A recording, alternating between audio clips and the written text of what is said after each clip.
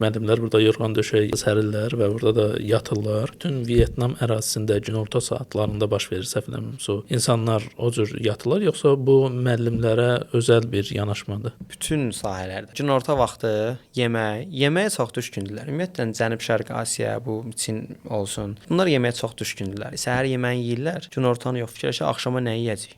Bizdə nə yaxşı oxşayırlar. Bilmirəm bizdə elədir yoxsa yox. Biz də yeməyə düşkünük təbii ki, amma onlar misal üçün tamam fərqli bir səviyyədədir. Hə, onların bu yemək sevgisi. İkincisi də ki, yatmaq. Günorta yatırlar. Nə qədər? Yəni neçə saat yatırlar? 1 saat. Bu şagirdlərə də aiddir. Günorta yeməklərini yeyirlər uşaqlar, müəllimlər. 1 saatlıq orada bir saat yarımlıq bir fasilə olur. Hamı yatır. Uşaqlar partanın üstündə yatırlar desən. Partaları belə açırlar. Məsələn, valideynlər adyal verirlər, nə bilim, yorğan verirlər, gəlirlər. Orada hər sinifdə şkaf kimi bir şey var. Hər kəs yorğan döşəyini ora yığır. Yəni belə bəsit şeylərdə çox belə konkret olaraq şeylərlər.